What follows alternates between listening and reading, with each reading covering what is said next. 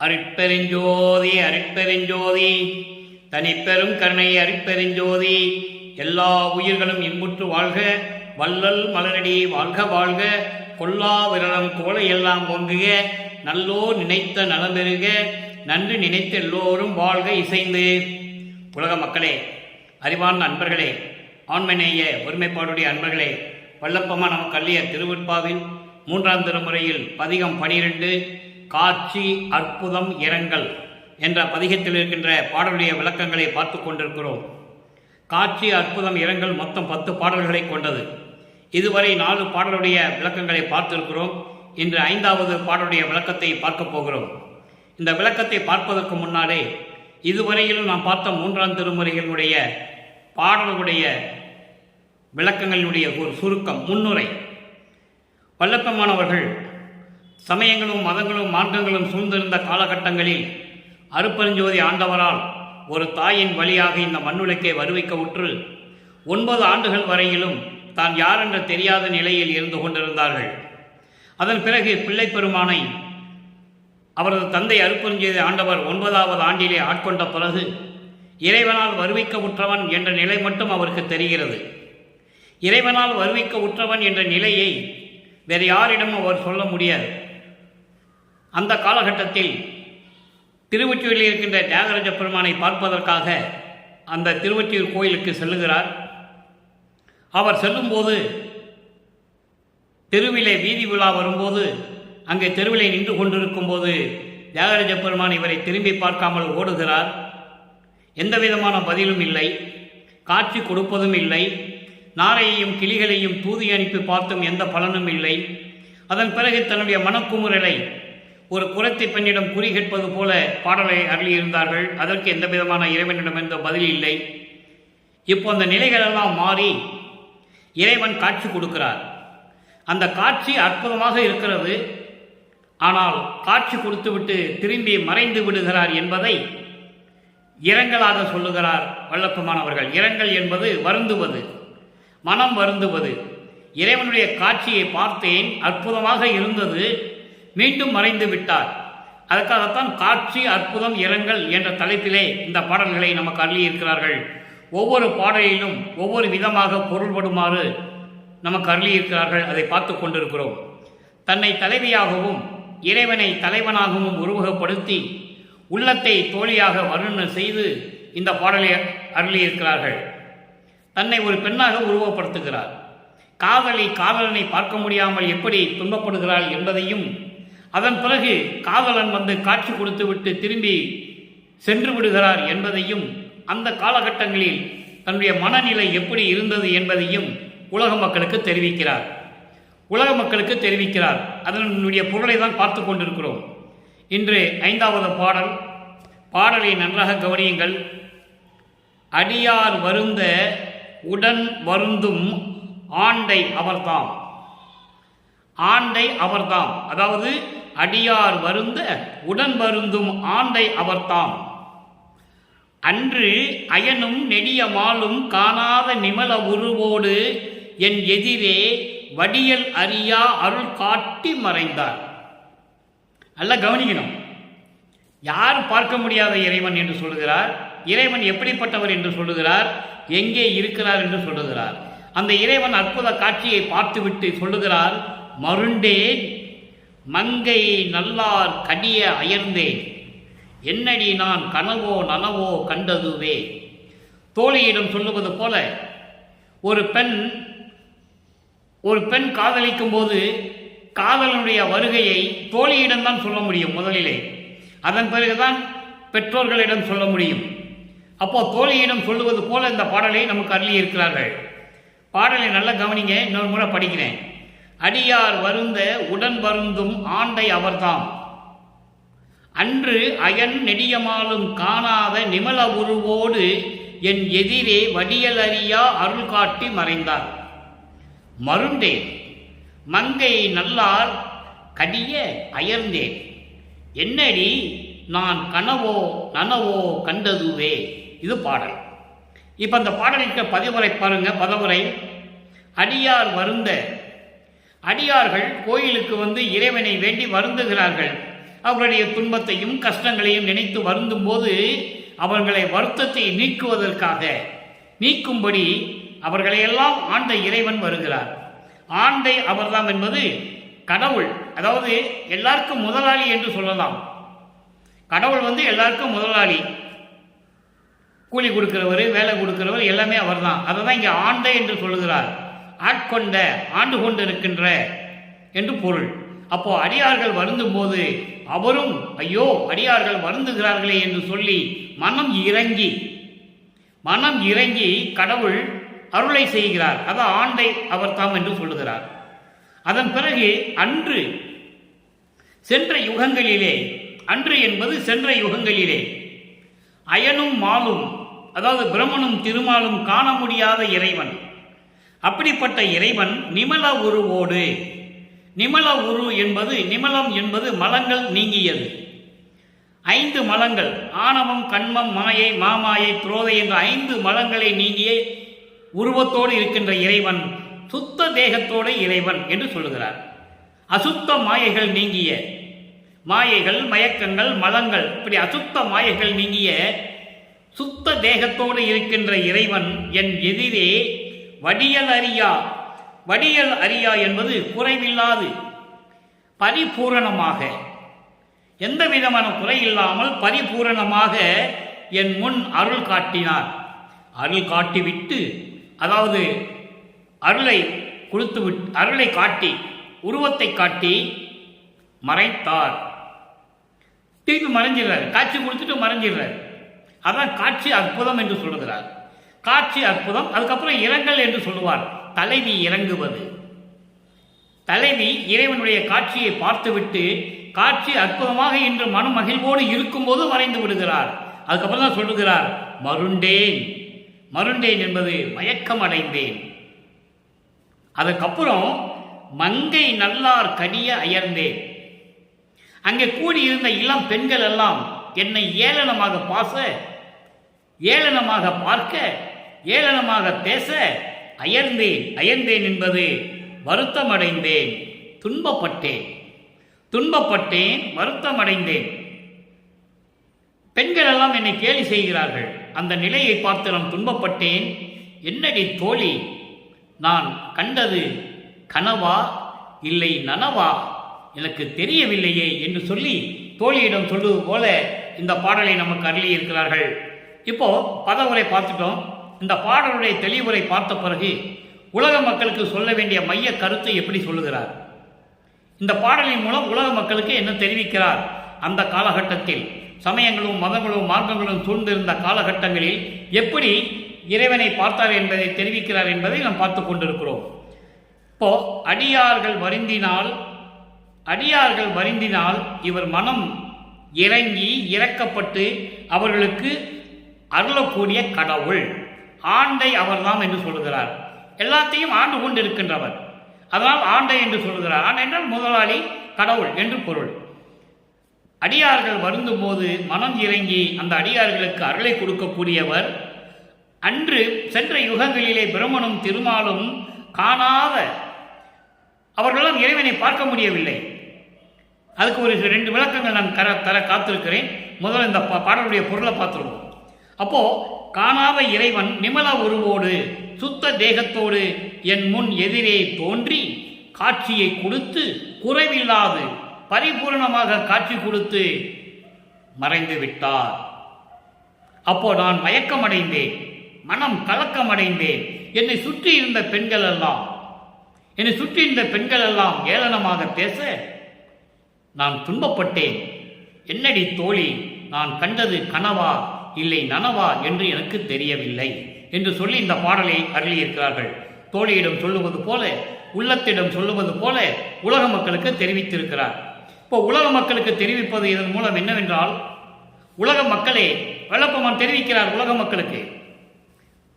என நிலையை சொல்ல வேண்டும், தான் வருவிக்க உற்றவன் என்ற நிலையை சொல்ல வேண்டும், இறைவன் எப்படி ஆட்கொண்டான் என்று சொல்ல வேண்டும், சமயங்களும் மதங்களும் மார்க்கங்களில் இருக்கும்போது நான் எப்படி இருந்தேன் என்று சொல்ல வேண்டும், அந்த காலகட்டத்தில் இறைவன் எப்படி காட்சி கொடுத்தார் என்பதை சொல்ல வேண்டும்.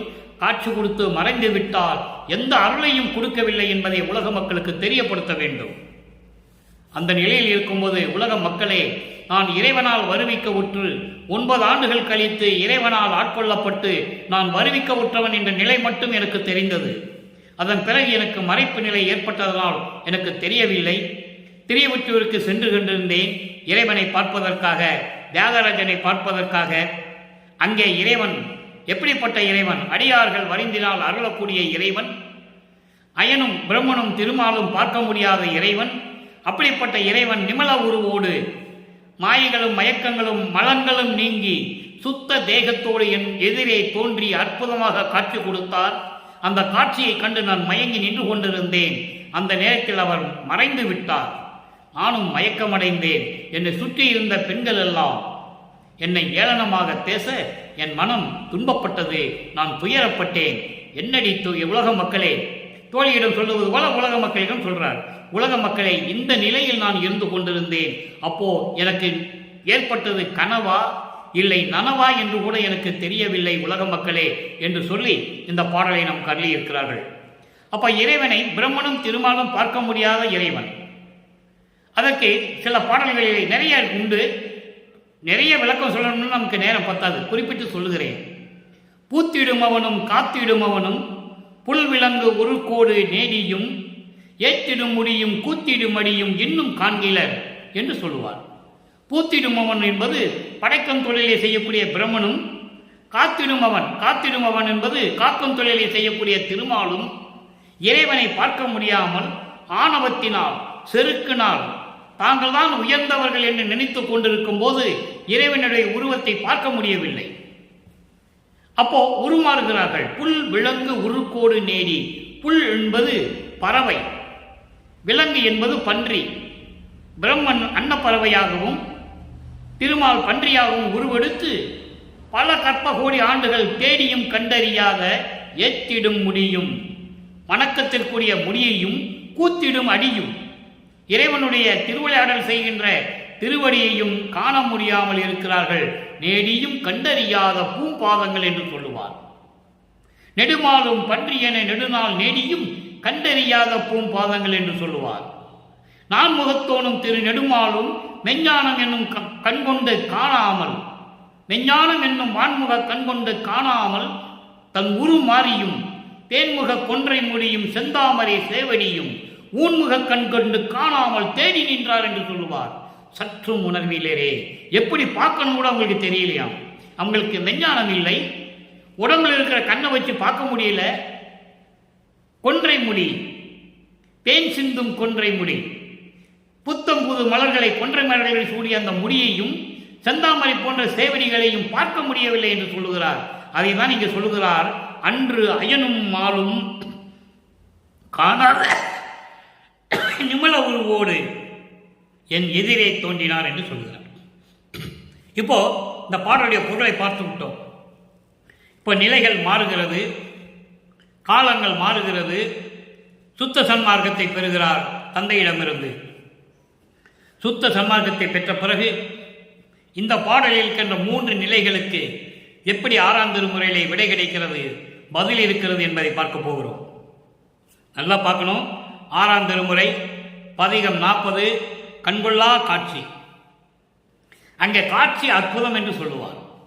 அந்த காட்சியை, அற்புதம் காட்சியை பார்த்துவிட்டு இறைவன் மறைந்து விட்டதனால் தலைவி வருந்தி கொண்டிருப்பாள் என்று சொல்லுகிறார்.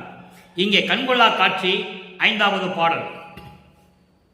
3ஆம் திருமுறையிலே இருக்கின்ற 5வது பாடலுக்கு 6ஆம் திருமுறையிலே கண்கொள்ளா காட்சி எப்படி லிங்க் பண்றாரு பாருங்க இறைவன். 1ஆம் திருமுறையிலிருந்து 4ஆம் திருமுறை இருக்கிற பாடல்களுக்கு எல்லாமே விளக்கம், சுத்த சன்மார்க்க விளக்கம் 6ஆம் திருமுறையில் இருக்கிறது. ஏன் இதை இறைவன் நம்மளை சொல்றாருன்னா லிங்க், அதாவது அவருடைய நிலையை உலக மக்களுக்கு சொல்லணும். வல்லபெருமான் யார் என்றதே இனி யாருக்கு தெரியாது. பொதுப்படையா பேசிட்டு இருக்காங்க, அவ்வளவுதான். அந்த நிலை மாற வேண்டும். அவர் இறைவனால் இறைவனாகவே வருவிக்க உற்றவர் என்பதை நீங்கள் புரிந்து கொள்ள வேண்டும். அப்போ கண்கொள்ளா காட்சியை பாருங்க. திருவிளையாடல் செய்து கொண்டிருக்கிறார் அருட்பெருஞ்சோதி ஆண்டவர் தன் மகனை வைத்துக் கொண்டு.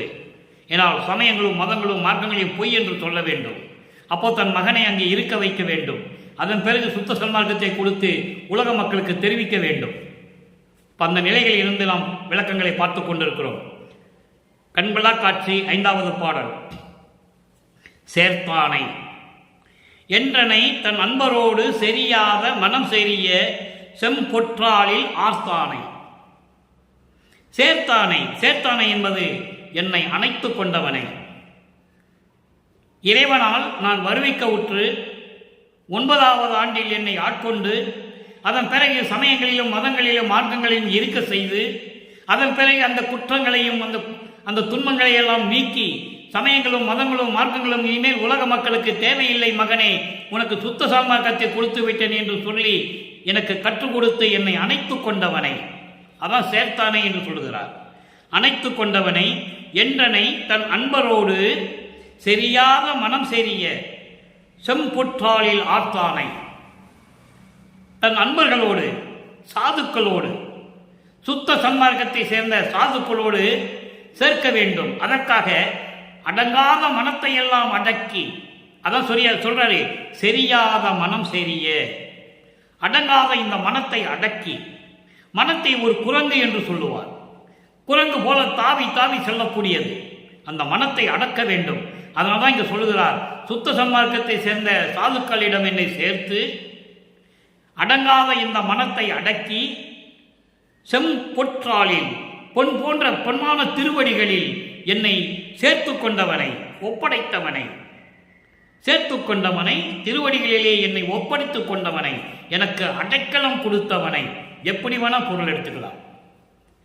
சாதுக்களோடு சேர்க்கணும், அடங்காத மனத்தை அடக்கணும், அதன் பிறகு பொன்னான திருவடிகளிலே என்னை அடைக்கலம் கொடுக்கணும். அப்படிப்பட்ட அடைக்கலம் கொடுத்த இறைவனை, அருட்பெருஞ்சோதியை, அம்பலத்தில் ஆடா நின்ற ஆனந்த நடத்தானை.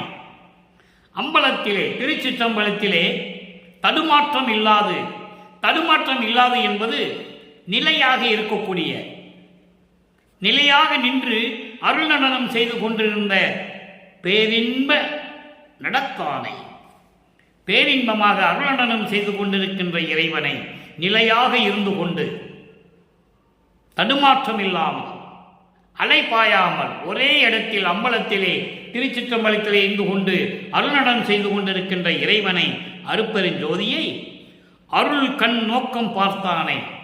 தன்னுடைய கடைக்கண் பார்வையால் அருளை கொடுத்து என்னை பார்த்தவனை, கடைக்கண் பார்வை, அருள் கண் நோக்கம், அருள் கண்ணோடு கடைக்கண் பார்வை பார்த்து அருளை கொடுத்தவனை, பாராரை பாராதனை. தன்னை பார்க்காதவர்களை பார்க்க மாட்டார். பாராரை, தன்னை பார்க்காதவர்களை பார்க்காத இறைவன் அருட்பெருஞ்சோதி.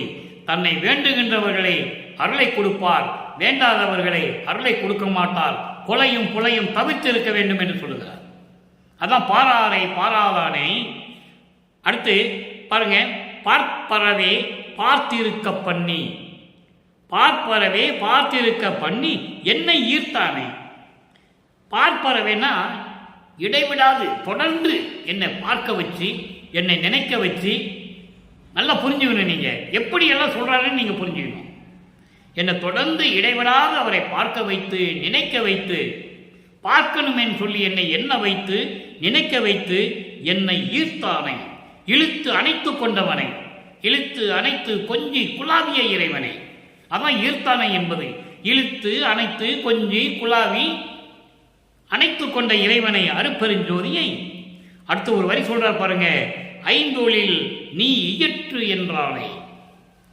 எவ்வளவு பெரிய சிறப்பு! ஒரே வழியில சொல்லிட்டு, ஒரே வரி தான், எல்லாம் முடிஞ்சு வச்சு. தர்சாலி ஒரு ஆனர்னு சொல்லலாம். ஐந்தொழில் நீ இயற்று என்றானே. ஏற்கனவே 5 தொழில் செய்து கொண்டிருந்த பிரம்மன், திருமால், ருத்திரன், மகேஸ்வரன், சதாசிவனுடைய ஆயுள் காலம் முடிந்து விட்டது. அவர்கள் இயக்கிக் கொண்டிருந்த சமயங்கள், மதங்கள், மார்க்கங்கள் எல்லாம் ஒளிந்து விட்டது. அதன் பிறகு இந்த 5 தொழிலையும் நீ செய்வாயாக. 5 தொழில் நீ இயற்று என்றானை. நீ செய்வங்கனே 5 தொழிலையும். அதற்காக தானே உன்னை வருவிக்க உற்றேன். அதற்காக தானே சுத்த சன்மார்க்கத்தை கொடுத்து உலக மக்களிடம் சொல்ல சொன்னேன். உலக மக்களை எல்லாம் அதை சேர்த்து இன்பமாக இருக்க வேண்டும் என்று உன்னை நான் வருவிக்க செய்தேன் என்று சொல்லுகிறார். அப்போ 5 தொழிலும் அவர் தான் செஞ்சிட்டு இருக்கார். இப்போ அதை நீங்கள் நல்லா புரிஞ்சுக்கணும்.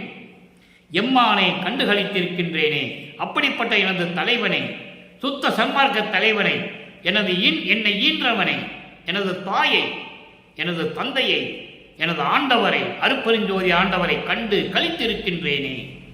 ஆக 3ஆம் திருமுறையிலே பார்த்த நிகழ்வுக்கு இங்கே விடை கிடைக்கிறது. அங்கே சமயங்களையும் மதங்களையும் மார்க்கங்களிக்கும் போது காட்சி அற்புதம், அவ்வளவுதான்.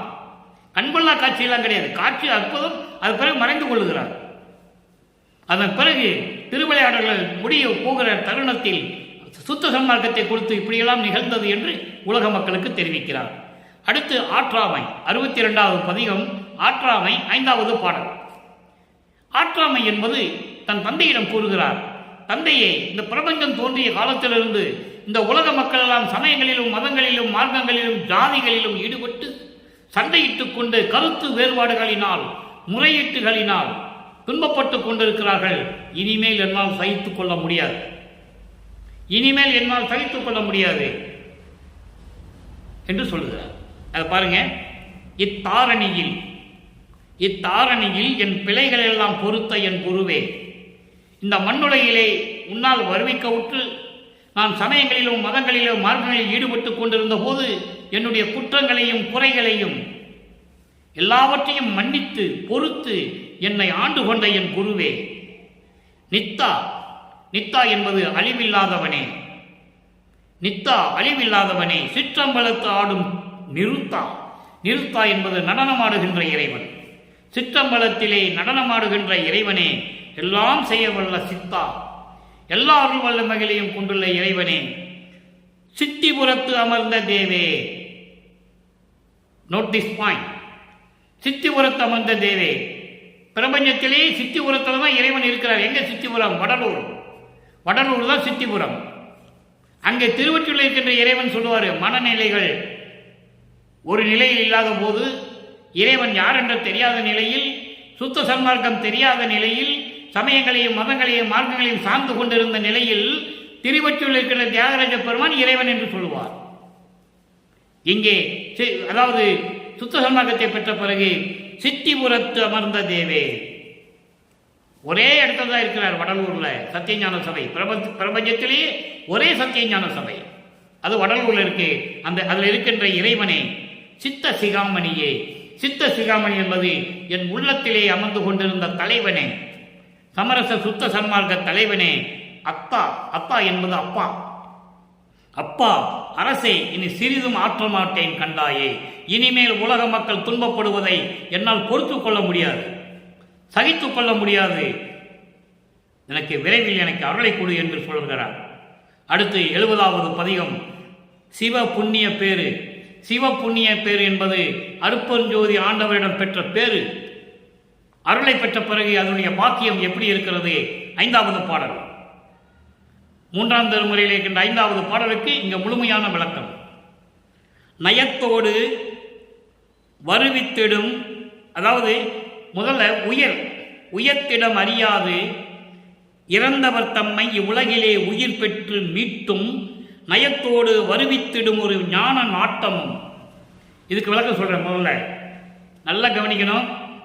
இறந்தவர் யார், செத்தவர் யார், இதெல்லாம் உங்களுக்கு தெரியாது. உங்களுக்கு என்ன, யாருக்குமே தெரியாது. இறந்தவர் யாரு செத்தவர் யாருன்னு யாருக்கும் தெரியாது. இறைவனுக்கு தான் தெரியும். அவர்களிடம் ஆசி பெற்று தயவோடைய கருணை பெற்ற விளக்கத்தை நான் கூறிக்கொண்டிருக்கிறேன். இறந்தவர் வேறு, செத்தவர் வேறு. அகவல்ல சொல்லுவாரு, நான் ஏற்கனவே அகவலுக்கு அதை விளக்கம் கொடுத்திருக்கிறேன் 3 ஆண்டுகளுக்கு முன்னால். இப்போ மறுபடியும் அந்த விளக்கத்தை தர வேண்டியிருக்கிறது. உயர்த்திடம் அறியாது இறந்தவர் தம்மை. உயர்த்திடம் அறியாது என்பது மேன்மை நிலையை அறியாமல் மோட்ச வீட்டை எப்படி அடைவது, உயர்ந்த நிலையை எப்படி அடைவது என்று தெரியாமல் இறந்தவர்கள் இருக்கிறார்கள். அவர்களை மீண்டும் எழுப்பி கொண்டு வர வேண்டும். இதான் இறந்தவர்கள். அதாவது சுத்த சன்மார்க்கத்தை தெரியாமல் சமயங்களிலும் மதங்களிலும் மார்க்கங்களிலும் இருந்து கொண்டு அவதிப்பட்டு துன்பப்பட்டு மரணித்து இந்த உலகை விட்டு சென்றவர்கள். அந்த இறந்தவர்களை மீண்டும் கொண்டு வர வேண்டும். அவர்களுக்கு மேன்மையான நிலையை உணர்த்த வேண்டும். சுத்த சன்மார்க்கத்தை கொடுக்க வேண்டும் என்று இவ்வுலகிலே உயிர் பெற்று மீண்டும் உயிர் பெற்று அவர்கள் வர வேண்டும். அதற்காக, அதை வருவிப்பதற்காக எனக்கு விரும்பி ஒரு அதாவது ஞான நாட்டமும் கொடுக்கணும். அந்த நல்ல ஞானத்தினுடைய நோக்கத்தை எனக்கு கொடுக்க வேண்டும். அந்த விருப்பத்தை எனக்கு கொடுக்க வேண்டும். இறந்தவர்களை நான் எழுப்பியே ஆக வேண்டும். சுத்த சன்மார்க்கத்தை தெரியாமல் இறந்து விட்டார்கள், அவர்களை திரும்பி கொண்டு வர வேண்டும். உயிர் விட்டு மீண்டும் வர வேண்டும். அவர்களுக்கு சுத்த சன்மார்க்கத்தை கொடுக்க வேண்டும். அப்படிப்பட்ட கொடுப்பதற்காக, வருவிப்பதற்காக எனக்கு ஒரு ஞான செயலை கொடுக்க வேண்டும், ஞான அருளை கொடுக்க வேண்டும். அதான் ஞான நாட்டம் என்று சொல்கிறார். அந்த ஞான அருளை எனக்கு கொடுக்க வேண்டும். அடுத்து சொல்ற பாருங்க, கற்ப கோடியினும் பயத்தோடு சாகா வரமும் எண்ணனக்கே வழங்கிட பெற்றனன். அப்படி செய்வதென்றால் எத்தனை கற்ப கோடிகள் ஆண்டினாலும் சரி, எத்தனை ஆனாலும் சரி, வலிமையோடு வெற்றியோடு நான் இறைவனிடம் சாகாவரத்தை பெற்றுக்கொண்டனேன், பெற்றுவிட்டேன். அப்போ அங்கே இருக்கும்போது எந்த அருளையும் பெறவில்லை. சமயங்களிலும் மதங்களிலும் இருக்கும்போது இறைவனுடைய திருவிளையாடலால் அங்கே இருந்து கொண்டிருக்கிறார். அதன் பிறகு சாகாவரத்தை பெற்றதை சொல்லுகிறார். அதே போன்று இறந்தவர்களை மீண்டும் கொண்டு வருவதற்காக எனக்கு வலிமையை கொடுக்க வேண்டும், அந்த ஞான அருளை கொடுக்க வேண்டும் என்று சொல்லுகிறார். அடுத்து பாருங்க, மரண பயத்தை விட்டு ஒழித்தேன். நான் உலக மக்களுக்கு சொல்லிவிட்டேன், நானும் மரண பயத்தை விட்டு ஒழித்து விட்டேன். எனக்கு பிறப்பில்லை, இறப்பில்லை, உலக மக்களே, எனக்கு இது போதும், பண்ணிய தவம் பலித்தது என்று சொல்லுகிறார். இப்போ இறந்தவர்களை கொண்டு வரணும். நல்ல கவனிங்க, இறந்தவர்கள் யாருன்னா சுத்த சன்மார்க்கத்தை தெரியாமல் இறந்தவர்கள். அவர்களை திரும்பி கொண்டு வந்து அவங்களுக்கு மீண்டும் சுத்த சன்மார்க்கத்தை கொடுத்து நம்ம பண்ணணும்னு சொல்லணும். அடுத்து அதுக்கு அகவல்ல ஒரு பாடல் இருக்கு பாருங்க, இறந்தார் எழுக என்று எண்ணி ஆங்கு எழுப்பிட அறம் துணை எனக்கு அருளும் அருப்பெருஞ்சோதி, எனக்கு அருள் அருப்பெருஞ்சோதி. சுத்த சன்மார்க்கத்தை தெரியாமல் இறந்து விட்டார்கள், அவர்களின் சுத்த சன்மார்க்கத்தை தெரியப்படுத்தணுமே, மீண்டும் அவர்களை கொண்டு வர வேண்டும். அவர்களுக்கு உயிர் கொடுத்து அந்த ஆன்மாவை கொண்டு வர வேண்டும், கொண்டு வந்து சுத்த சன்மார்க்கத்தை கற்றுத்தர வேண்டும். அதற்கு நீ எனக்கு அருளை கொடுக்க வேண்டும் என்று அகவலிலே கூறுகிறார். அடுத்து செத்தவர், இறந்தவர் வேறு, செத்தவர் பாருங்க. செத்தவர் யாருன்னா சுத்த சன்மார்க்கத்தை தெரிஞ்சுக்கிட்டு சுத்த சன்மார்க்க நெறியிலே கடைபிடிக்காம செத்து போயிட்டான் பாருங்க, அவங்க செத்தவர்கள். அதுக்கு உலகியலிலே ஒரு பழமொழி உண்டு, வழக்கத்திலே உலகியலிலே ஒரு பழமொழி உண்டு. ஒருத்தன் எல்லாம் தெரிஞ்சுக்கிட்டு தெரியாத மாதிரி செயலாற்றி கொண்டு இருப்பான், நடந்து கொண்டிருப்பான், எல்லாம் தெரியும், ஆனால் வெளி காட்டாமல் அவன் இஷ்டத்துக்கு செஞ்சுக்கிட்டு இருப்பான். அதை உலக மக்கள் சொல்லுவாங்க, ஏன்டா செத்தவ மாதிரி இருக்கிற, நல்லா புரிஞ்சுக்கணும், நீங்க ஏன் செத்தவ மாதிரி இருக்கிற, எல்லாம் தெரிஞ்சிருக்கு உனக்கு, அப்புறம் ஏன் ஒன்றும் தெரியாத மாதிரி செத்தவ மாதிரி இருக்கிற அப்படின்னு சொல்லுவாங்க. அதே போன்றுதான் செத்தவர்கள் என்பது சுத்த சன்மார்க்கத்தை தெரிந்து கொண்டு சுத்த சன்மார்க்கத்தில் அதாவது அந்த நெறிகளிலே இல்லாமல் இறந்து போனவர்கள் செத்தவர்கள். அதை சொல்ற பாருங்க, செத்தவர் எழுக என செத்து அங்கு எழுப்பியிட அத்திரல் எனக்கு அருள் அருப்பெருஞ்சோதி, அவங்களையும் கொண்டுடணும்னு சொல்றது. ஆக இறந்தவர்கள் வேறு, செத்தவர்கள் வேறு என்பதை நீங்கள் புரிந்து கொள்ள வேண்டும். அதற்கான திடமா சொல்றாரு, உயிர்த்திடம் அறியாது இறந்தவர் தம்மை, அதான் இறந்தவர்கள். செத்தவர்கள் என்பது சுத்த சன்மார்க்கத்தை தெரிந்து கொண்டு அதன் நெறிகளை பின்பற்றாமல் எந்தவித பலனும் அடையாமல் துன்பப்பட்டு துயரப்பட்டு இறந்து போனவர்கள், அவர்களையும் கொண்டு வர வேண்டும் என்று சொல்லி அகவலியை நமக்கு தெளிவாக கூறியிருக்கிறார்கள். நம்மளையெல்லாம் படைத்து காத்து கொண்டிருக்கின்ற அருப்பெருஞ்சோதி ஆண்டவராகிய வல்லற்பமானவர்கள். அடுத்து உலக மக்களை எப்படி அழைக்கிறார், சுத்த சன்மார்க்கத்துக்கு கொண்டு வரணும், உலக மக்களை அழைக்கணும், அவங்களுக்கு தெரிவிக்கணும். இந்த பிரபஞ்சத்திலேயே இறைவன் மக்களுக்காக வருத்தப்பட்ட ஒரே இறைவன் வளர்ப்புமன் தான், வேற யாரும் கிடையாது. வந்தாங்க, அருளை பெற்றாங்க, போய்கிட்டே இருந்தாங்க, அவ்வளவுதான். இப்ப அதை எப்படி சொல்ற பாருங்க, 104வது பதிகம், உலகிற்கு உய்வகை கூறல், 5வது பாடல். உலக மக்களுக்கு எப்படி மேம்பட வேண்டும், உலக மக்கள் எப்படி இன்பமாக வாழ வேண்டும், உலக மக்கள் எப்படி நோய் நொடி இல்லாமல் வாழ வேண்டும் என்பதை தெளிவாக கூறுகிறார்கள். 5வது பாடல், அச்சையும் உடமையும் அறிவகை அறியீர். நல்லா கவனிக்கணும், அச்சையும் உடமையும் அறிவகை அறியீர். அச்சை என்பது இந்த உயிர், இந்த உயிரையும் உடம்பையும் எப்படி பாதுகாத்துக் கொள்வது என்று கூட உங்களுக்கு தெரியவில்லை உலக மக்களே. இந்த உயிரையும், அதாவது இந்த ஆன்மாவையும் ஜீவனையும் இந்த உடம்பையும் எப்படி பாதுகாத்துக் கொள்ள வேண்டும் என்று கூட உங்களால் அறிந்து கொள்ள முடியவில்லை. எந்த வகை என்று கூட உங்களுக்கு தெரியவில்லை. எந்த வழியும் நீங்கள் தெரியாமல் இருக்கிறீர்கள் உலக மக்களே. அம்மையும் அப்பனும் ஆர் என தெரியீர். நமக்கு அம்மாவும் அப்பாவும் யார் என்று உங்களுக்கு கூட தெரியவில்லை. தந்தை யார், தாய் யார் என்று கூட உங்களுக்கு தெரியவில்லை. இறைவன் யார் என்று கூட உங்களுக்கு தெரியவில்லை. பச்சையும் செம்மையும் கருமையும் கூடி, நல்லா கவனிக்கணும், பச்சையும் செம்மையும் கருமையும் கூடி பழித்த நும் வாழ்க்கையில் பண்பு ஒன்றும் இல்லீர். ஒரு பண்பு, ஒரு ஒழுக்கம் கிடையாது. எப்படி? பச்சை என்பது லோபம், லோபம் என்பது கருமித்தனம், கஞ்சத்தனம், ஈகை குணம் இல்லாதது. மற்றவங்க கஷ்டப்படுறாங்க, பசியோடு வர்றாங்க, சாப்பாடு போட முடியாமல் இருக்கிறது, கஞ்சத்தனம், கருமி. மற்ற கஷ்டங்களை, மற்றவங்களுடைய கஷ்டங்களை தெரிஞ்சிக்காமல் இருக்கிறது, அதான் பச்சை என்று சொல்லுகிறார். இதெல்லாம் இறைவன் கொடுத்த விளக்கம் நண்பர்களே. நீங்கள் எந்த டிக்ஷனரி எடுத்து பார்த்தாலும் அதெல்லாம் கிடைக்காது, எங்கேயும் கிடைக்காது, எந்த அகராதியிலும் கிடைக்காது. பச்சை என்பது லோபம், லோபம் என்பது கருமி, கஞ்சத்தனம்.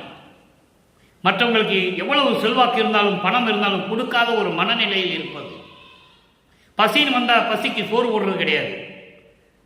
உடம்பு சரியில்லை, பிணியாக இருக்கிறது, ஏதாவது உதவி பண்ணுங்கன்னு சொன்னால் கொடுக்கறது கிடையாது. ஏதாவது ஒரு இச்சையை கேட்குறான், துணி இல்லை, உடுக்க துணி இல்லை, கந்த துணியாக இருக்கிறதே, ஒரு துணி கொடுங்கன்னு சொன்னால் கொடுக்கறதுக்கு மனம் இல்லை. இதான் லோபம், லோபம் என்று சொல்லுவார். கருமித்தனம், கஞ்சத்தனம். அதுக்கடுத்து பாருங்க, செம்மை. செம்மை என்பது மோகம், மோகம், உலக இச்சைகளின் மேல் மோகம் கொள்வது. மண்ணாசை, பெண்ணாசை, பொன்னாசை, மாயைகளையும் மயக்கங்களையும் வைத்துக் கொண்டு திரிவது. கருமை என்பது காமம், கருமை என்பது காமம். ஆக இந்த லோபமும் மோகமும் காமமும் கூடி எல்லாம் ஒன்றா சேர்த்து வச்சுக்கிட்டு பழித்தனும் வாழ்க்கையில் பண்பு ஒன்று இல்லை. வாழ்கின்ற வாழ்க்கையிலே இதை ஒன்றா வச்சுக்கிட்டு மக்களே, உலக மக்களே, நீங்கள் வாழ்கின்ற வாழ்க்கையிலே என்ன ஒழுக்கத்தை கண்டீர்கள், என்ன ஒழுக்கத்தை கண்டீர்கள் என்று சொல்கிற பண்பு. பண்பு என்றால் நல்ல தன்மை, நல்ல விஷயங்கள், ஒழுக்கம். என்ன ஒழுக்கத்தை நீங்கள் கடைபிடித்தீர்கள்? ஒன்றும் இல்லை. அடுத்து சொல்வார் பாருங்க, பிச்சையிட்டு உண்ணவும் பின்படுகின்றீர். ஐயோ, பசியோடு இருக்கிறவங்களுக்கு பிச்சை இட்டு சாப்பிட வேண்டுமே என்று கூட நீங்கள் நினைப்பதில்லை. நினைக்கிறதுக்கு தயங்குகிறீர்கள், பின்படுகின்றீர். சாப்பிடும்போது யாருக்காவது பசிக்கு சோறு கொடுக்கணுமே என்று கூட நீங்கள் நினைக்க கூட தயங்குகிறீர்கள், பின்படுகின்றீர். பின்படு தீமையில் முன்படுகின்றீர், பின்படு தீமையில் முன்படுகின்றீர். பின்னால் வரும் தீமைகளை நினைத்து இப்பொழுதே முயற்சி செய்து கொண்டிருக்கிறீர்கள். அப்படின்னா என்ன அர்த்தம்? நல்லதே செய்யணும்னு அர்த்தம். நல்லதே செய்யணும். இப்போ தீமை செஞ்சோம்னா பின்னால் அனுபவிக்க போறேன்னு சொல்லுவாங்க உலகியல்ல. ஏய், எதுவும் கெட்டது செய்யாதப்பா, உனக்கே வந்து சேர்ந்துடும், அது எதுவும் கெட்டது செய்யாதுன்னு சொல்லுவாங்க. அதை தான் இங்கே சொல்றாரு. தீமைகள் செய்யக்கூடாது, அதில் நீங்கள் முயற்சி செய்யாமல் இருக்கணும். அதாவது தீமைகள் செய்யாமல் இருக்கணும்னு சொல்றாரு. பின்படு தீமையில் முன்படுகின்றீர். பின்னால் வருகின்ற தீமைகள் எல்லாம் நீங்கள் அனுபவிக்கிறதுக்கு இப்போவே நீங்கள் செஞ்சிட்டு இருக்கீங்க. அதெல்லாம் செய்யாதீங்க. படும் செயல், கொடும் செயல், உயிர்களை கொல்லுவது, இதெல்லாம் நீங்கள் செய்யாதீங்கன்னு சொல்கிறார். உயிர் மீது இரக்கம் வைக்க வேண்டும். அப்படிப்பட்ட தீமைகளெல்லாம் நீங்கள் செய்யக்கூடாது என்று சொல்லுகிறார். அடுத்து, இச்சையில் கண்மூடி எச்சுகம் கண்டீர்.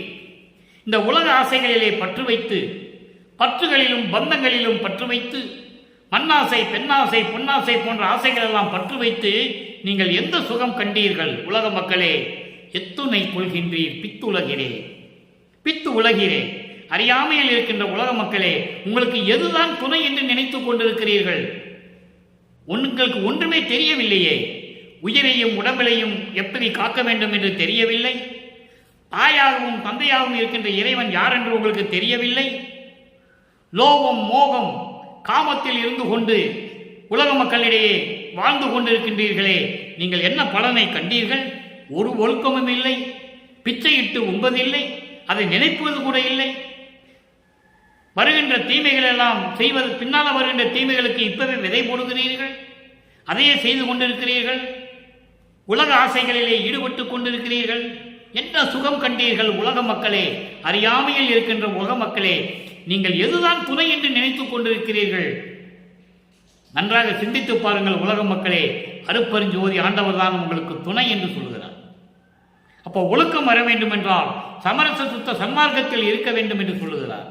வேற எந்த மார்க்கத்திலேயே ஒழுக்கம் இருக்காது. உயிர் கொலை நடக்கும், புலால் சாப்பிடுவாங்க, யாரும் சொல்றது இல்லை. ஆனால் சுத்த சன்மார்க்கத்தில் அப்படி அல்ல.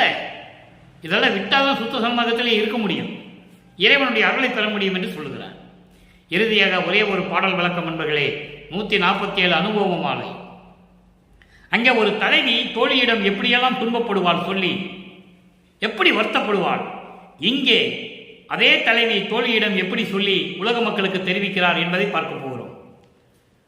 5வது பாடல் இதான் இறுதியான விளக்கம். 5வது பாடலுக்கு 3ஆம் திருமுறையை பார்த்த 5வது பாடலுக்கு இறுதியான விளக்கம். அங்கே எந்த அருளையும் கொடுக்கவில்லை, காட்சி அற்புதம், அவ்வளவுதான், மறைஞ்சிட்டாரு, திருப்பி வருந்துகிறார். அதான் இரங்கல், காட்சி அற்புதம் இரங்கல். இங்கே எப்படி நடக்கிறதுன்னு பாருங்க. வஞ்சமில்லா தலைவருக்கே மாலை மகிழ்ந்து அணிந்தேன். பஞ்சமில்லா தலைவருக்கே, தன்னை தலைவியாகவும் இறைவனை தலைவனாகவும் வர்ணனம் செய்வதால் தலைவர் என்று சொல்லுகிறார். உலக மக்களிடம் சொல்லும்போது இறைவன் என்று நீங்கள் எடுத்துக்கொள்ள வேண்டும். அப்போ வஞ்சமில்லாது, குற்றம் இல்லாது, எந்த குணங்கள், தீய குணங்கள் இல்லாது இருக்கின்ற இறைவனுக்கு தான் நான் மாலை அணிந்தேன், மாலையிட்டேன், மகிழ்ந்து அணிந்தேன், அவரோடு சேர்ந்து கொண்டேன் என்று சொல்லுகிறார். அடுத்து மறைகளுடன் ஆகமங்கள் வகுத்து வகுத்து உரைக்கும். மறைகளுடன் ஆகமங்கள், வேதங்கள், மறைகள் என்பது வேதங்கள், ரிக்வேதம், யசுர்வேதம், சாமவன வேதம், அதர்வன வேதம் போன்ற வேதங்களோடு ஆகம நூல்களும் வகுத்து வகுத்து உருவாக்கி சொல்லிய அத்தனை கருத்துக்களையும் எடுத்து சொல்லுதில்லை, விளக்கங்களை சொல்லுது. மறைகளும் ஆகமங்களும் வேதங்களும் ஆகம நூல்களும் எடுத்து சொன்ன அத்தனைக்கும் எஞ்சல் உரா வாழ்வு அனைத்தும் என்னுடைய வாழ்வே. எஞ்சல் உரா என்பது குறைவில்லாது, அதாவது மிச்சமில்லாதது, முழுமையாக. இந்த வேதங்களும் ஆகமங்களும் எடுத்து சொன்ன விளக்கங்கள் எல்லாம் எனக்கு குறைவில்லாமல் எல்லாவற்றையும் எனக்கே கொடுத்த எனது இறைவனே, அருட்பெருஞ்சோதியே, எற்றோ நான் செய்த தவம் சற்றே நீ உரையாய். எப்படி, அதாவது நான் செய்த தவம் எத்தகையதோ என்று சொல்லுகிறார். எற்றோ என்றால் நான் எந்தெந்த யுகங்களில் என்னென்ன தவம் செய்தனோ அத்தனை தவமும் பலித்து விட்டது என்று சொல்லுவார். இது போதும், பண்ணிய தவம் பலித்ததுவே என்று சொல்லுவார். ஆக நான் எத்தகைய தவம் செய்தேன், எப்படிப்பட்ட தவம் செய்தேன் என்று நீ கூறுவாயாக என்று தோழியிடம் சொல்லுவது போல, உள்ளத்திடம் சொல்லுவது போல உலக மக்களுக்கு தெரிவிக்கிறார். உலக மக்களே, நான் எந்தெந்த யுகங்களில் எப்படியெல்லாம் தவம் செய்திருக்கிறேன், அத்தனை தவமும் பலித்து விட்டது என்று சொல்லுகிறார். தவம் என்பது நான் ஏற்கனவே விளக்கம் கொடுத்திருக்கிறேன். மற்றவங்க செய்த தவம் வேறு, காட்டுக்குள்ள, கடலுக்குள்ள, மலைக்குள்ள, குகைக்குள்ள இப்படியெல்லாம் போவாங்க. இவர் அப்படி அல்ல, இருந்த இடத்திலே உட்கார்ந்து கொண்டு இறைவனை சதாமம் நினைத்து கொண்டு தவம் பெற்றவர். அடுத்து சொல்ற பாருங்க, 5 முகம் காட்டிய என் தாயரெல்லாம் எனக்கே 6 முகம் காட்டி மிக வீறு படைக்கின்றார். 5 முகம் காட்டிய, கோபமாக முகத்தை காட்டிய, அதாவது என் மீது கோபமாக இருந்த பெண்கள் எல்லாம், தாயர் என்பதல்ல, அந்த பெண்கள் எல்லாம் வயதில் மூத்தவர்கள், வயதில் மூத்த பெண்கள் எல்லாம் என்று சொல்லுகிறார். தன்னை தலைவியாக சொன்னதனால், தன்னை ஒரு பெண்ணாக உருவகப்படுத்தியதனால் வயதான நல்ல பெண்கள் என்று சொல்லுகிறார். வயதான பெண்கள், இங்கே வயதான ஆண்கள் நல்லவர்கள் என்று நீங்கள் எடுத்துக்கொள்ள வேண்டும். அதை நான் சொல்றேன். இறுதியாக அந்த விளக்கத்தை உலக மக்களுக்கு எப்படி சொல்கிறார் என்பதை நாம் பார்க்கலாம். 5 முகம் காட்டிய என் தாயரெல்லாம் எனக்கே 6 முகம் காட்டி. 6 முகம் என்பது சாந்தமான முகம். 6 முகம் என்பது சாந்தமான முகத்தை காட்டுகிறார்கள். புன்முறுவலோடு இளம் புன்னகையோடு என்னை பார்க்கிறார்கள். கோபமான முகத்தை மறைத்துவிட்டு இதெல்லாம் செய்கிறார்கள். ஏன்? என்னுடைய வாழ்வு அப்படி என்று சொல்லுகிறார். நான் இறைவனை பெற்ற தவம், என் இறைவனை பெற்ற அருள் அந்த மாதிரின்னு சொல்றார். அடுத்து 6 முகம் காட்டி மிக வீறு படைக்கின்றார். பெருமையோடு என்னை பார்க்கிறார்கள். உலகத்தில் இருக்கின்ற பெண்கள், தாயான பெண்கள் எல்லாம், வயதான பெண்கள் எல்லாம் என்னை 6 முகம் காட்டி புன்னகையோடு என்னை பார்த்து கொண்டிருக்கிறார்கள். பஞ்சடி பாவையர் எல்லாம், பஞ்சடி பாவையர் என்பது இளம் பெண்கள், பஞ்சு போன்று மிருதுவாக இருக்கின்ற பெண்கள் எல்லாம் விஞ்சடிப்பால் இருந்தே பரவுகின்றார். என் திருவடிகளின் காலடியில் இருந்து கொண்டு என்னை வணங்கி போற்றி வணங்கி கொண்டிருக்கிறார்கள். எவ்வளவு அற்புதமாக சொல்றார் பாருங்க. நல்லா கவனிக்கணும். பரவுகின்றார் தோழி என்றன் உறவு மிக விளைந்ததே. என்றன் உறவு மிக விளைந்ததே. பாடலிலே பொறுத்தமட்டில் கணவன் மனைவி உறவு, இங்கே உலக மக்களுக்கு சொல்லும்போது மகன் தந்தை உறவு. அப்படிப்பட்ட உறவை என்னுடைய தந்தை மகன் என்ற உணர்வு மிகவும் மிகவும் விளங்கியதால், அதாவது ஒப்பற்ற நிலையில் இருந்ததால், நான் விரும்பியதால் இளம் பெண்கள் எல்லாம் என் திருவடியின் கீழே நின்று கொண்டு போற்றி வணங்கி கொண்டிருக்கிறார்கள் என்று சொல்லுகிறார். ஆக இதன் மூலம் உலக மக்களுக்கு தெரிவிப்பது, நல்லா கவனிக்கணும், வஞ்சகமில்லாத அருப்பரஞ்சோதி ஆண்டவரையே நான் கலந்து கொண்டேன், மணந்து கொண்டேன் என்று சொல்லுவார். தன்னை ஒரு கணவனாக, தன்னை மனைவியாகவும் இறைவனை தலைவனாகவும் கருதியதால் அப்படி சொல்லுவார். ஆனால் உலக மக்கள் இதை எப்படி புரிந்து கொள்ள வேண்டும் என்றால், உலக மக்களே, வஞ்சம் இல்லாத, கவடம் இல்லாத, சூது இல்லாத இறைவன் அருப்பரஞ்சோதி ஆண்டவரை நான் ஏற்றுக்கொண்டேன், சேர்ந்து கொண்டேன். மறைகளுடன் வேதங்களும் ஆகங்களும் எடுத்து எடுத்து சொல்லிய அத்தனை விளக்கங்களையும் எந்த விதமான குறைவும் இல்லாமல் எனக்கு அளித்த என்னுடைய இறைவன் அருப்பரஞ்சோதி. அதோடு மட்டுமல்ல, நான் செய்த தவம் எப்படிப்பட்ட தவம் என்பது எனக்கே தெரியாது. உலக மக்களே, நான் பல யுகங்களில் இருந்தவன். எந்த யுகத்தில் எப்படி இருந்தேன் என்று எனக்கு தெரியவில்லை. அந்த தவத்தினால் நான் பெற்ற தவம் பலித்து விட்டது. அஞ்சு முகம் காட்டிய, சினத்தோடு முகத்தை காட்டிய நல்லவர்கள் எல்லாம், படித்தவர்கள், கற்றவர்கள், அங்கே தன்னை பெண்ணாக சொன்னியதால் தாய்மார்கள் என்று சொல்லுவார். உலக மக்கள் சொல்லும்போது எல்லாத்தையும் சேர்த்து வந்துடும். உலக மக்கள் என்று சொல்லுவார். அங்கே ஆண்களும் பெண்களும் சிறுவர்களும் சிறுமிகளும் எல்லாமே சேர்ந்து வந்துடும் உலக மக்கள் என்பது. ஆக உலக மக்களே, இப்படியெல்லாம் இருக்கும்போது என் மீது கோபம் காட்டியவர்கள் எல்லாம் சார்ந்த முகத்தை காட்டி புன்னகையோடு என்னை பார்த்து கொண்டிருக்கிறார்கள், பெருமையோடு பார்த்து கொண்டிருக்கிறார்கள். வீடு படைக்கின்றார் என்று சொல்லுகிறார். பெருமையோடு என்னை பார்த்து கொண்டிருக்கிறார்கள். இந்த உறவு எனக்கு எப்படி கிடைத்தது? இந்த மகிழ்ச்சி எனக்கு எப்படி கிடைத்தது? எனக்கு இந்த மகிழ்ச்சி எப்படி கிடைத்தது? எல்லாருமே என் திருவடியின் நின்று கொண்டு போற்றி வணங்கி கொண்டிருக்கிறார்கள்.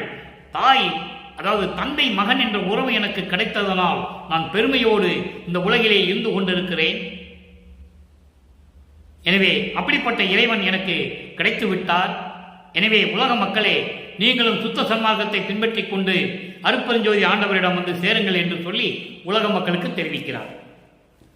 தன்னுடைய அனுபவத்தை, அது அனுபவ மாலை என்று பெயரிட்டிருக்கிறார். தன் அனுபவத்தை தன்னை தலைவியாகவும் இறைவனை தலைவனாகவும் உருவகப்படுத்தி உலக மக்களுக்கு தெரிவிக்கிறார். எனவே உலக மக்களே, அப்படிப்பட்ட இறைவனை நீங்கள் வணங்கி புலையும் தவிர்த்து சைவ நெறியிலே இருந்து கொண்டு சுத்த சன்மார்க்க நெறிகளை பின்பற்றி கொண்டு உயிர்களின் மேல் நேயம் வைத்து, அன்பு வைத்து, ஆன்மநேய ஒருமைப்பாட்டோடு நீங்கள் இந்த வையகத்திலே வாழ வேண்டும். நோயற்ற வாழ்வில் நீங்கள் வாழ வேண்டும். இறைவனுடைய அருளையும் செல்வங்களையெல்லாம் பெற்றுக்கொண்டு நீங்கள் நீடூழி வாழ இறைவனுடைய தயவாலையும் கருணையாலையும் வேண்டி இந்த வள்ளலார் ஊழியன் விடைபெறுகிறேன். மீண்டும் நாளை சந்திப்போம். நன்றி, வணக்கம். அருட்பெருஞ்சோதி, அருட்பெருஞ்சோதி, தனிப்பெரும் கருணை அருட்பெருஞ்சோதி.